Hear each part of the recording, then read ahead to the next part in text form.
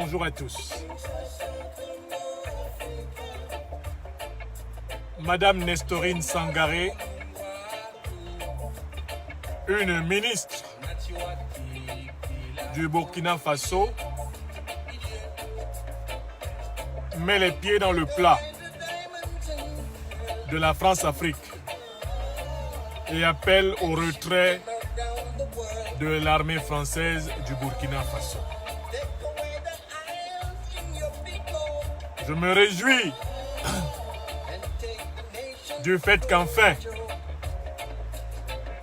des hommes et des femmes politiques de premier plan commencent timidement à prendre ouvertement la parole pour dénoncer le terrorisme économique déguisé derrière l'islamisme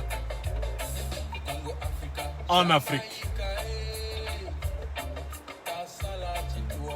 Et je voudrais donc donner droit à la prise de parole de l'ancienne ministre burkinabé Nestorine Sangaré, qui a eu le courage d'appeler un chat et dont la déclaration vient corroborer, valider, confirmer l'analyse que je vous ai faite dans ma conférence d'hier sur la tragédie au Burkina Faso, l'omerta, le silence de la classe politique au pouvoir en Afrique, qui n'ose pas dire aux peuples africains qui les tue, qui finance ceux qui les tuent et pourquoi on les tue. Madame Sangaré a le mérite d'appeler un chat un chat.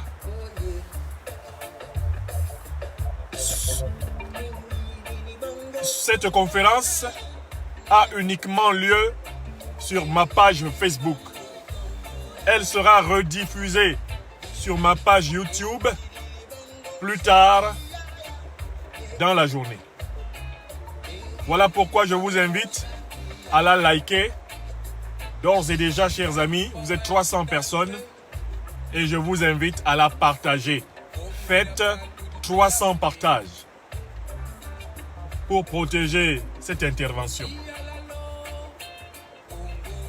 Cette intervention sera courte.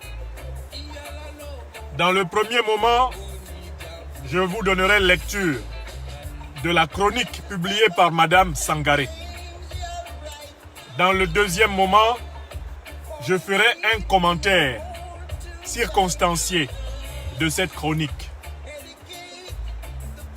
qui vient confirmer dans les grandes lignes l'analyse que je vous ai faite hier dans ma conférence sur l'omerta des dirigeants de la France-Afrique sur les vraies causes du terrorisme.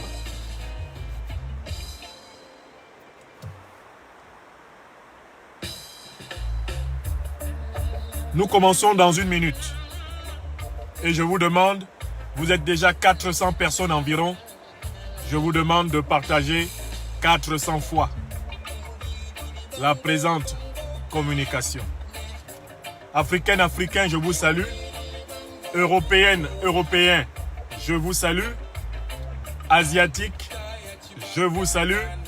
Diaspora africaine des îles de l'océan Atlantique, je vous salue. Diaspora africaine des îles de l'océan Indien et de l'océan Pacifique, je vous salue. Amis européens, américains des luttes démocratiques africaines, je vous salue. Et écoutez Bingi Jaa Jimmy qui chante Bolé Bantou. Et nous commençons dans 50 secondes.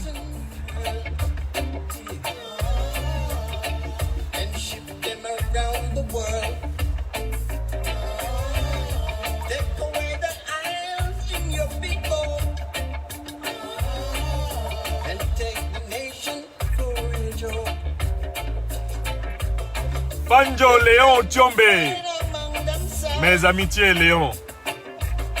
Mes amitiés fraternelles. Sylviane Lamizana.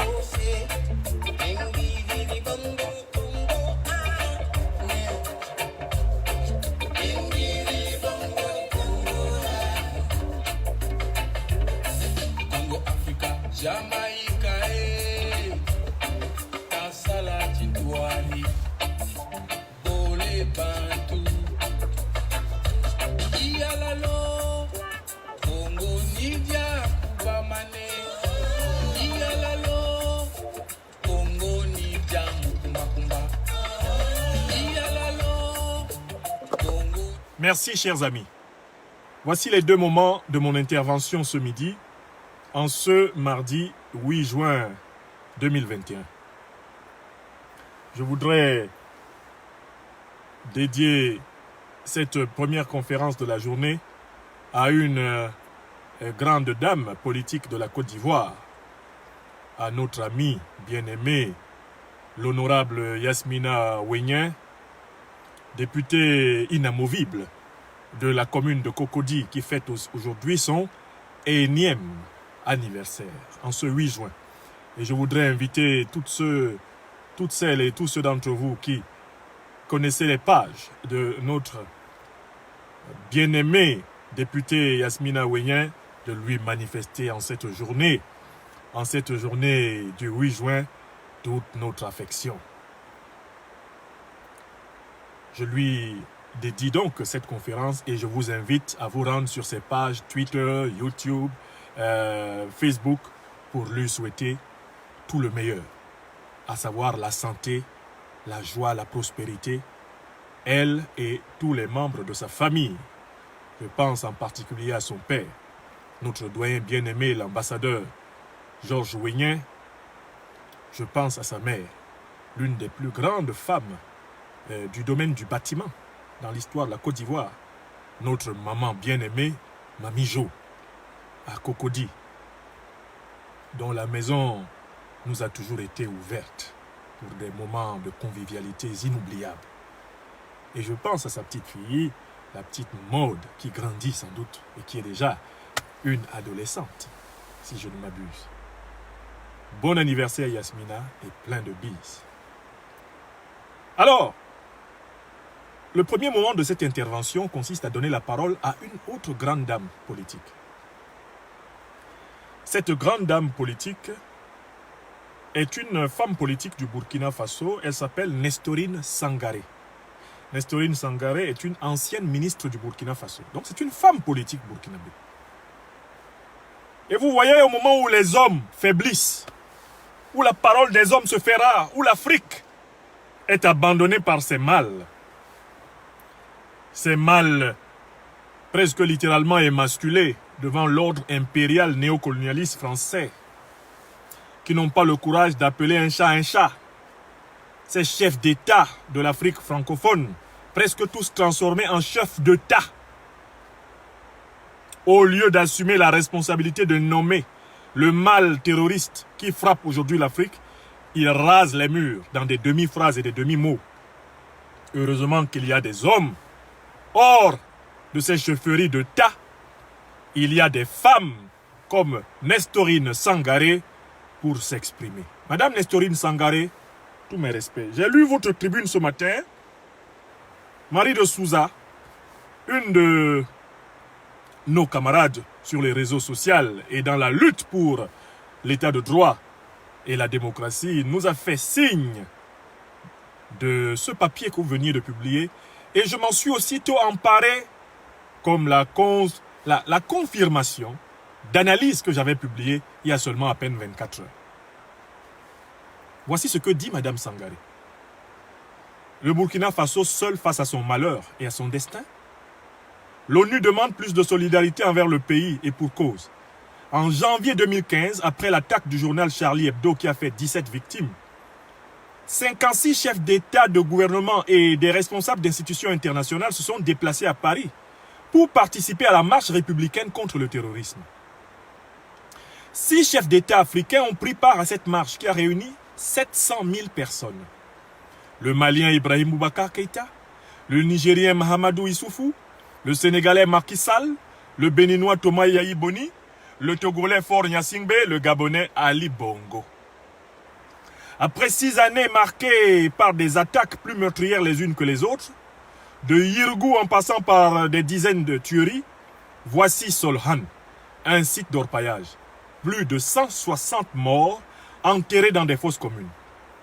Et voici France 24 qui titre « Urgent, Burkina, le ministre français des Affaires étrangères, Jean-Yves Le Drian, sera à Ouagadougou cette semaine. » Il vient pour faire quoi? Quand le Burkina voulait acheter des armes pour se défendre grâce à un financement de l'Union européenne, qui s'y est opposé? Et pourquoi ce n'est pas le ministre de la Défense qui vient? Quelle est l'efficacité des troupes françaises installées à grand renfort de publicité dans notre pays?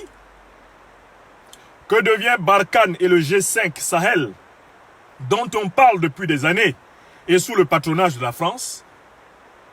Un adage dit qu'il vaut mieux marcher seul que d'être mal accompagné. L'échec du Burkina Faso face au terrorisme en matière de renseignement, d'équipement et de stratégie, c'est aussi l'échec de ses partenaires que sont la France et les États-Unis.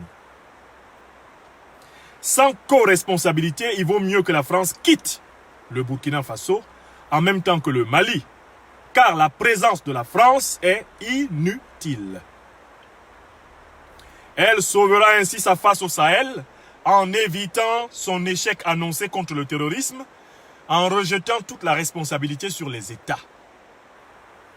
Comment de maillons forts et barrières contre l'avancée du terrorisme au Sahel, le Burkina Faso est-il devenu le maillon faible, tout en accueillant maintenant des détachements de l'armée française sur son sol? Après les vols et survols suspects des zones rouges interdits par le chef d'état-major général du Burkina Faso, à quoi servent actuellement les détachements de l'armée française dans notre pays? Tout cela me fait penser au rôle de la France au Rwanda avant le génocide. L'opération turquoise s'est terminée avec le génocide, ce qui veut dire que la présence de la France n'était pas nécessaire et a contribué à aggraver la situation au lieu de la résoudre. Macron est allé récemment s'humilier à Kigali en reconnaissant le tort de la France. S'il ne tenait qu'à moi, c'est Macron qui devrait venir à Ouaga, comme il l'a fait en 2017, et non Jean-Yves Le Drian. La France doit apprendre à tirer les leçons de ses erreurs en Afrique et non les reproduire. Que les Burkinabés se rendent à l'évidence, avec ou sans la France, le Burkina Faso doit survivre. Quant à la solidarité des autres États africains, elle se fait aussi rare, car chacun craint de convoquer le diable dans sa maison. Pour ce qui est de l'ONU, il y a longtemps qu'elle est devenue impuissante et manipulable. Fin de citation. Voilà ce que dit Madame Nestorine Sangaré, ancienne ministre du gouvernement burkinabé, c'est-à-dire femme politique de premier rang. Mes chers amis, vous êtes environ 800 personnes et faites 800 partages. Et n'oubliez pas d'aller en bas de cette vidéo et d'appuyer like, appuyer j'aime pour la protéger. Car elle est exclusivement diffusée sur notre page Facebook. Elle n'est pas co-diffusée sur YouTube. Elle sera diffusée sur YouTube plus tard dans la journée. Protégez-la. Je vais à présent commencer l'analyse du propos de Madame Sangaré. D'abord, je vais commencer par souligner que Madame Nestorine Sangaré doit être félicitée pour le courage de la vérité qu'elle assume. En tant que femme politique, dans cette Afrique francophone, elle prend la responsabilité de décrire la tragédie burkinabé comme très peu d'hommes politiques burkinabés et africains en général ont le courage de parler. Il faut saluer cette dame qui montre le chemin du courage aux hommes. Et notamment à nos fameux chefs d'État qui ne sont en réalité que des chefs d'État en Afrique. Deuxièmement, je vais faire 2 lectures de ce que Mme Sangaré a dit. D'abord, je vais chercher dans ce que Mme Sangaré a dit les informations qu'elle nous donne. Parce que c'est une dame très subtile dans sa manière d'écrire. En écrivant, à l'intérieur de ses argumentations, de ses arguments, elle nous glisse des informations. Si vous n'êtes pas habile dans l'art de détecter les informations dans un écrit, cela pourrait vous échapper. Donc, je vais commencer d'abord par une lecture informationnelle. C'est-à-dire, je vais extraire les informations que cette femme politique de premier rang au Burkina nous donne. Et donne à tout le peuple burkinabé et à tous les Africains. Ce sont des informations importantes. Et à l'intérieur de chaque paragraphe, il y a une information. Ce qui donne de la crédibilité à la démarche. Ensuite, dans la dernière partie de mon intervention, je vais vous rappeler ce que je vous avais démontré hier. Parce que vous savez, la communication politique est un art pédagogique. C'est pour cela qu'on me connaît pour la fameuse formule « je recommence ». Parce que les gens oublient vite. Même pendant qu'on parle à quelqu'un, il a déjà oublié la phrase d'avant. Combien de fois quand on a parlé à quelqu'un hier? La répétition est le fondement de toute pédagogie. Que ce soit la pédagogie classique ou que ce soit la pédagogie populaire, la pédagogie politique. D'abord donc, commençons par extraire les informations que Mme Nestorine Sangaré donne au peuple burkinabé, paragraphe par paragraphe. Première information. Il y a eu en 2015 une attaque en France, une attaque terroriste contre le journal Charlie Hebdo. Il y a eu 17 personnes tuées. Mme Sangaré nous rappelle qu'il y a eu 56 chefs d'État, de gouvernement et des responsables d'institutions internationales qui se sont déplacés à Paris pour une grande marche républicaine contre le terrorisme. Attention, elle ne nous donne pas les chiffres par hasard. Il y a eu combien de personnes tuées ce jour-là à Paris? Il y en a eu 17. Il y a eu combien de chefs d'État qui se sont déplacés? 56. 56. D'accord? Mais, deuxième paragraphe. Deuxième paragraphe. Parmi les chefs d'État qui se sont déplacés, combien d'Africains comptait-on? Elle nous donne la liste des Africains qu'on comptait. Il y avait Ibrahim Boubacar Keïta. Ce n'est pas un hasard si les Maliens l'ont dégommé, celui-là. Il y avait Mahamadou Issoufou. Ce n'est pas un hasard s'il a organisé un trucage électoral pour installer un satrape à la tête du Niger, Bazoum. Il y avait Thomas Boni Yahi qui paye très cher, précisément, pour avoir fait la politique de la roublardise tout le temps qu'il était président, en croyant qu'il était capable de tromper tout le monde. Faure Gnassingbé du Togo, on le voit très bien, Faure Gnassingbé du Togo, que c'était un ennemi du peuple togolais et du peuple africain. Pas étonnant qu'il soit là-bas. Et le Gabonais Ali Bongo. Ali Bongo, l'héritier de la monarchie du Gabon, qui est actuellement à la recherche de nouveaux soutiens parce qu'il a quelques soucis avec ses maîtres français. Bon, ils étaient. Pour 17 personnes tuées ici en France, tout ce monde-là est venu ici. Et Madame Nestorine Sangaré, très méthodologique et très mathématique, nous fait remarquer qu'il y a eu plus de 160 morts. Il y a eu plus de 160 personnes tuées la semaine passée au Burkina. Plus de 160. Qui est venu? Parce qu'il y a 5 chefs d'État africains qui ont quitté l'Afrique pour venir à Paris, pour 17 personnes tuées. 5 chefs d'État. Et 59 chefs d'État du monde entier et chefs de gouvernement se sont déplacés pour les 17 personnes tuées à Paris. 17. Par contre, pour 160 personnes, c'est-à-dire 10 fois plus, pratiquement, pour 160 personnes tuées au Burkina, il y a eu combien de chefs d'État africains qui se sont déplacés? Combien de chefs d'État africains? Combien de chefs de gouvernement? Même Alassane Dramane Ouattara, qui est originaire du Burkina Faso, n'a pas pris son avion pour venir pleurer ses frères de son pays natal. Il s'est contenté de pondre un tweet, un petit communiqué de compassion. Il n'est pas venu. Quel chef d'État africain s'est déplacé pour venir aux côtés du peuple burkinabé? Mais il y avait 5 chefs d'État africains qui sont déplacés pour venir à Paris à cette occasion. Mais qui est venu de la part de Paris? Madame Sangaré souligne qu'on envoie, non même pas le ministre de la Défense. C'est-à-dire quelqu'un qui aurait vocation à parler des affaires militaires, vraiment. Qui on envoie? On envoie le ministre des Affaires étrangères, Jean-Yves Le Drian. On appelle cela de la foutaise. Foutaise envers l'Afrique. 17 personnes sont tuées en France. Il y a 56 chefs d'État et de gouvernement qui se déplacent. 160 personnes sont tuées en une journée au Burkina. 0 chef d'État étranger se déplace. Madame Nestorine Sangaré nous amène à prendre conscience du fait que pour beaucoup, non seulement de dirigeants africains, mais de dirigeants du monde, les vies des Africains ne représentent rien. Parce que les Africains sont encore considérés comme des sous-hommes. On les aligne littéralement dans la catégorie des animaux. Ce sont des animaux d'apparence humaine. Quand ils se font tuer, il n'y a aucune raison qu'il y ait une mobilisation. Aucune raison. On continue les informations. Madame Sangaré, dans le deuxième paragraphe de sa tribune, nous donne encore des informations explosives. Elle nous informe que le Burkina Faso voulait acheter des armes pour mieux affronter le terrorisme. Pour cela, le Burkina Faso a sollicité un prêt de l'Union européenne pour se doter d'armes lui permettant d'acquérir une certaine supériorité technique sur les terroristes. Et elle nous dit, quand le Burkina voulait acheter des armes pour se défendre grâce à un financement de l'Union européenne, qui s'y est opposé?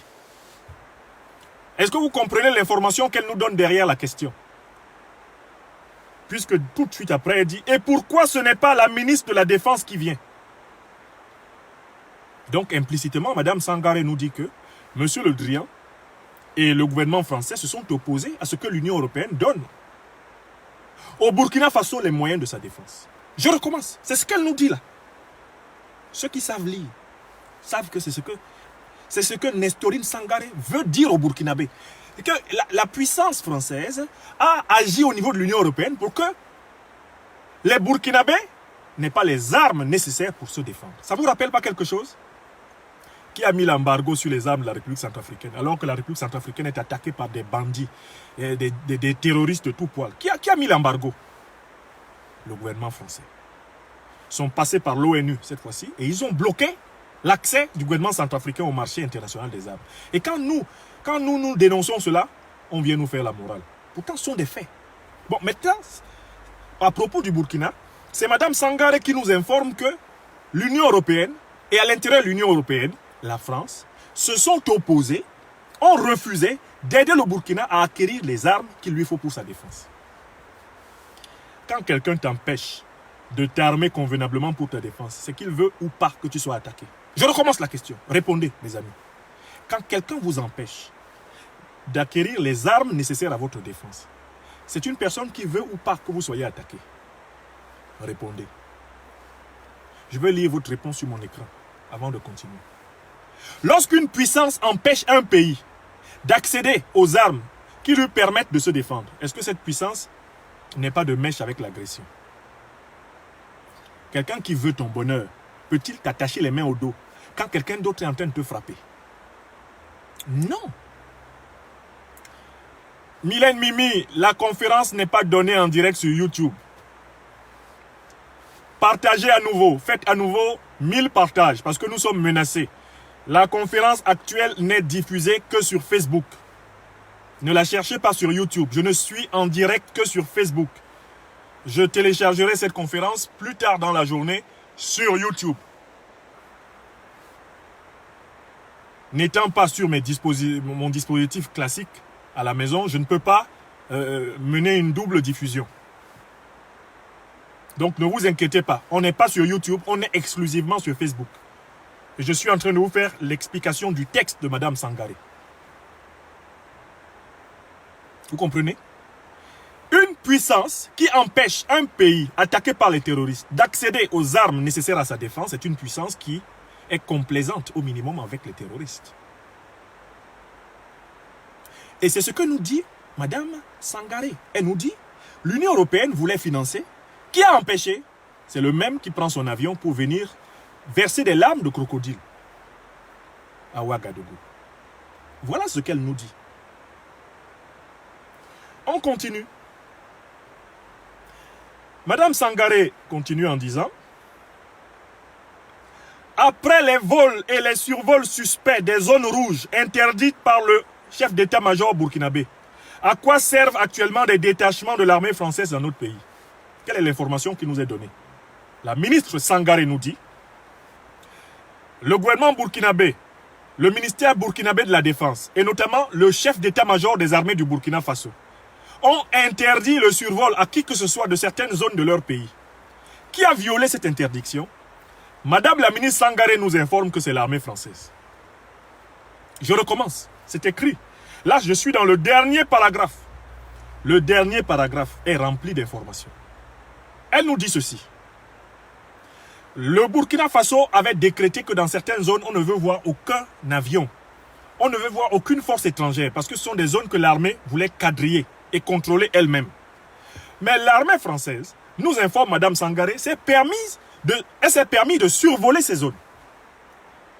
Or, malgré que l'armée française survole ces zones, les attaques les plus brutales ont eu lieu dans ces zones. Donc, à quoi servaient ces survols? À empêcher les attaques ou à les faciliter? C'est la question que pose Madame Sangaré. Après les vols et survols suspects des zones rouges interdites par le chef d'état-major burkinabé, à quoi servent les détachements de l'armée française dans notre pays? Une armée qui est dans un pays, une armée étrangère qui est dans un pays, le gouvernement de ce pays, le ministère de la Défense de ce pays, le chef d'état-major de ce pays interdisent clairement le survol de certaines zones par des avions. Vous, qui êtes des forces étrangères dans ce pays, vous survolez de force les zones. Et c'est dans ces zones que sont commis les pires crimes contre les populations. Que voulez-vous qu'on pense? Qui voulez-vous qu'on accuse? Qui voulez-vous qu'on accuse? Voilà ce que Madame Sangaré nous dit ici. Et je voulais que tout le monde se souvienne que ces informations sont contenues dans la chronique d'une ancienne ministre du Burkina, c'est-à-dire une femme politique informée. Ce n'est pas n'importe qui parle. Hein. C'est une femme politique qui a de l'information. C'est une femme politique qui a accès au dossier. C'est une femme politique qui a été au gouvernement. C'est elle qui parle, c'est elle qui a écrit ça et c'est elle qui nous donne ces informations. Je viens donc maintenant à la dernière partie de mon intervention aujourd'hui.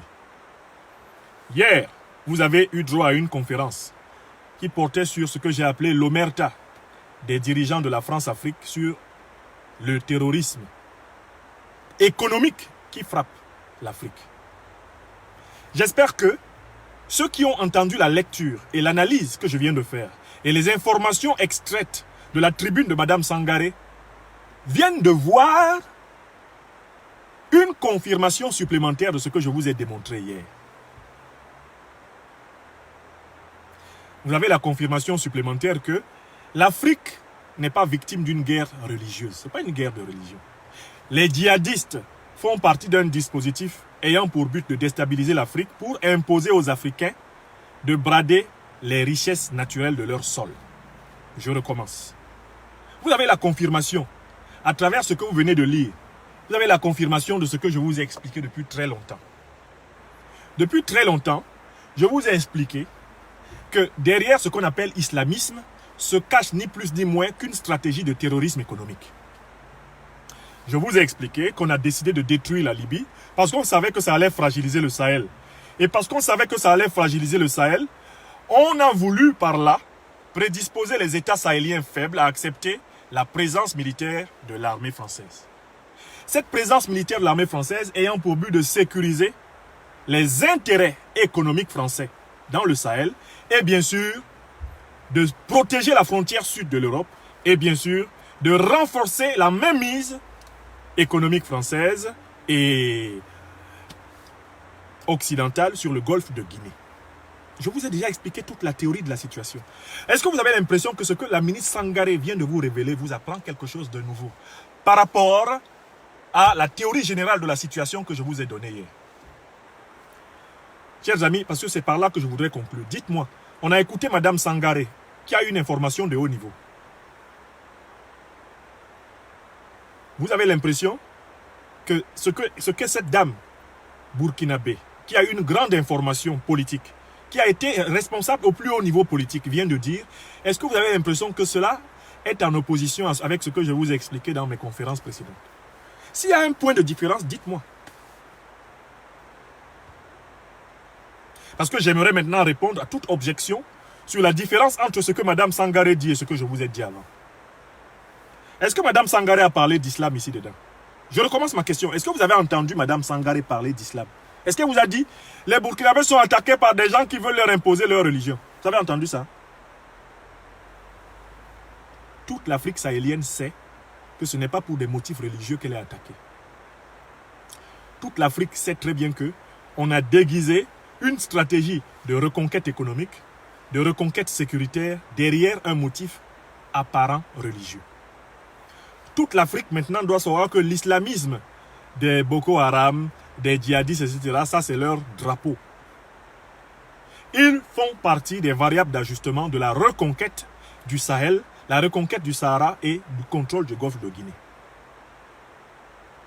Ce n'est pas pour des motifs religieux qu'ils attaquent l'Afrique. Ils attaquent l'Afrique parce qu'ils sont l'avant-garde d'une déstabilisation qui profite à leurs maîtres, c'est-à-dire à ceux qui leur donnent des armes, à ceux qui leur donnent de l'argent, à ceux qui les parrainent. Et dans ma conférence d'hier, je vous ai expliqué le système de parrainage de l'État islamique, depuis le Moyen-Orient jusqu'en Afrique. Donc, vous me confirmez que vous n'avez rien appris de nouveau.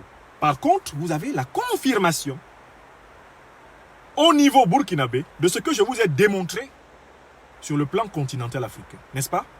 Vous avez la confirmation au niveau burkinabé de ce que je vous ai démontré sur le plan continental africain. Voilà. Et c'était ça le but. Quand je vous dis que la répétition est pédagogique, c'est que quand il y a des faits, quand il y a des révélations qui viennent renforcer notre conviction intellectuelle, il faut que nous établissions un lien entre nos connaissances d'aujourd'hui et nos connaissances d'hier, afin d'avoir un système de pensée qui devienne capable de fonder une résistance et l'émancipation de l'Afrique. Voilà.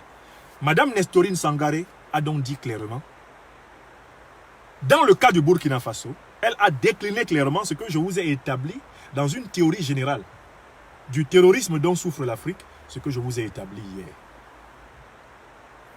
Il vous suffit de vous souvenir que je vous ai aussi dit, pour comprendre la stratégie de ce terrorisme économique, de cette guerre de pillage qui est imposée à l'Afrique, étudiez le cas d'école congolais.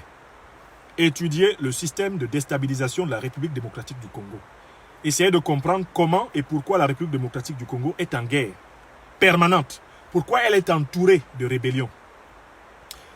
Et vous pourrez comprendre que c'est uniquement parce qu'au niveau de la République démocratique du Congo, on ne pouvait pas utiliser le prétexte de l'islam. Parce que c'est une terre chrétienne en majorité. Et c'est une terre de l'Afrique traditionnelle. Hein? C'est une terre de religion traditionnelle africaine. Donc là, on ne pouvait pas déguiser le terrorisme derrière les motifs religieux. C'est compliqué. Alors qu'au Sahel, cacher le terrorisme économique, les guerres de pillage derrière l'islamisme, c'est beaucoup plus facile. C'est beaucoup plus facile au Sahel. C'est pour ça qu'au Congo, ils n'ont pas déguisé les rébellions sous des motifs religieux. Encore qu'il y a même à la frontière entre l'Ouganda et le Congo, et même l'Ouganda, le Centrafrique et le Congo, une rébellion qui revendique le christianisme, hein, la rébellion du christianisme céleste. Hein, la Lord Resistance Army. Il y a une rébellion comme ça qui avait revendiqué des motifs religieux en Afrique centrale. Des motifs religieux chrétiens. La rébellion de Kony, d'Alice Lakwena. D'accord?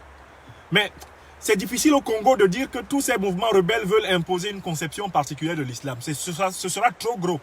Personne ne va y croire.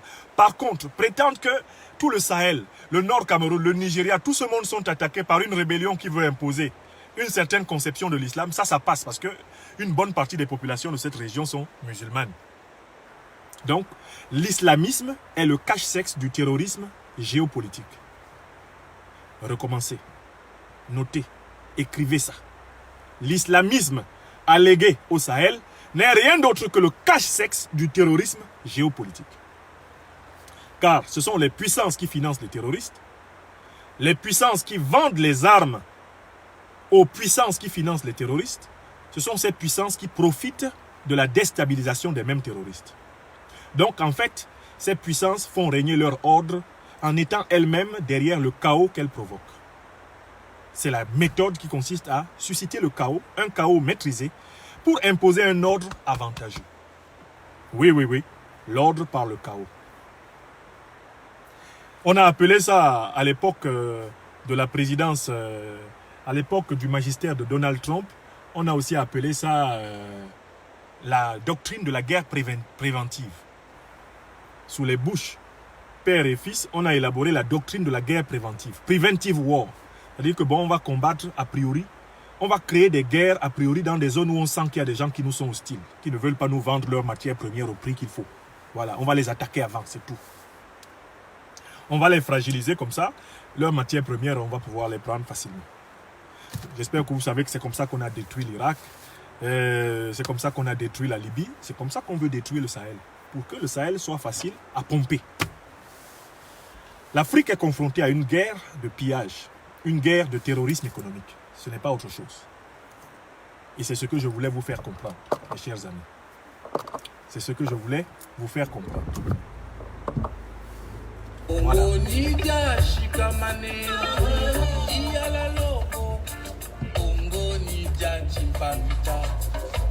Merci à tous.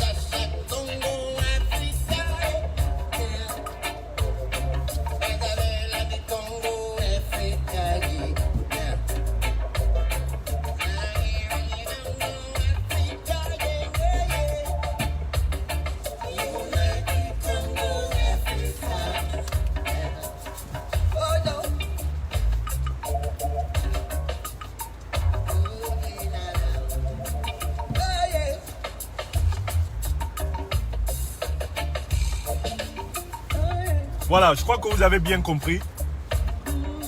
En écoutant Madame Sangaré, vous avez encore mieux compris mes conférences précédentes.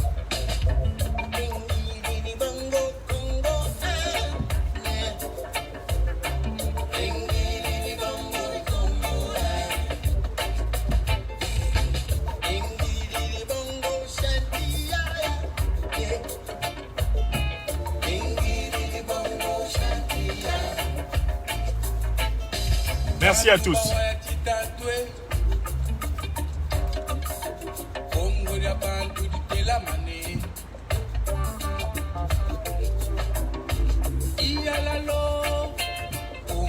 Donc,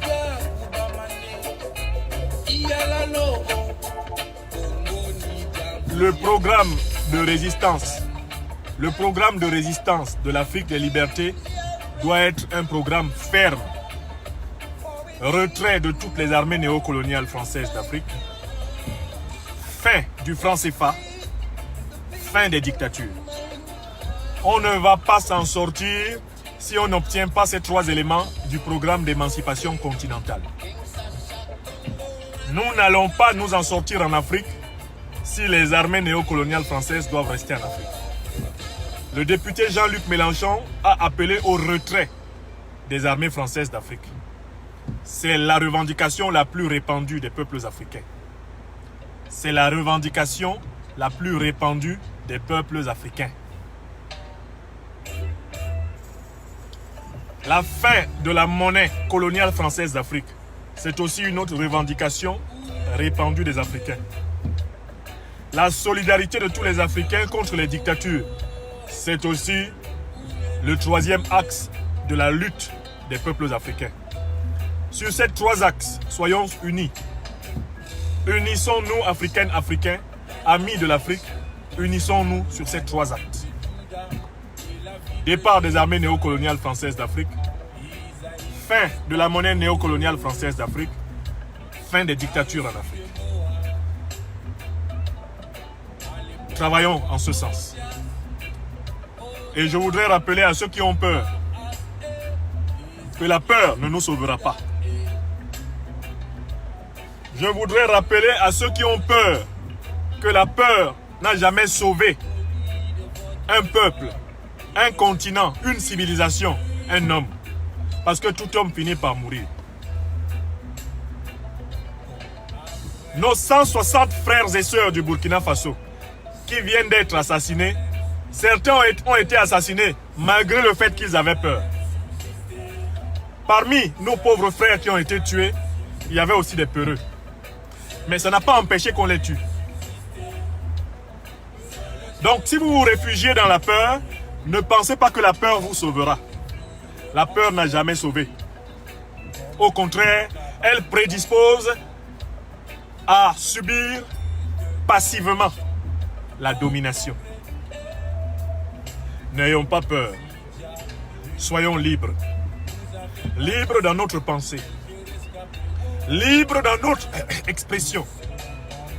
Soyons libres en prenant les initiatives qu'il faut pour être respectés dans le monde. Parce que même si nous ne prenons pas ces initiatives, ils vont quand même chercher à nous écraser.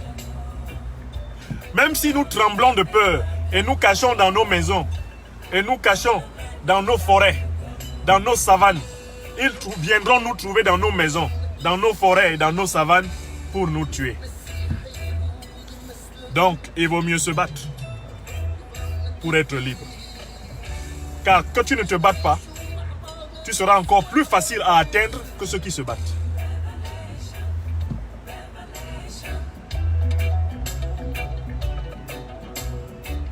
En vérité,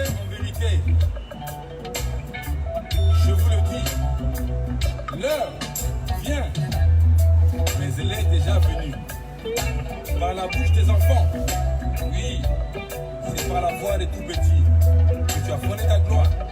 Enfants des adversaires, imposer silence à l'ennemi et au médicatif. Quand je contemple les cieux, bravo à Madame Sangaré, que tu as créé, qu'est-ce que l'homme Victorine, que tu te souviens de lui?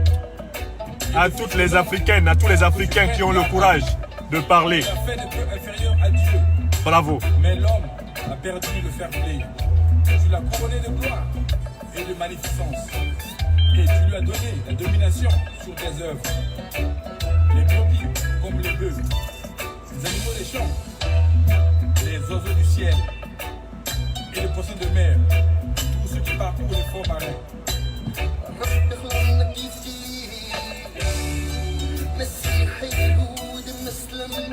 Excellente journée à tous.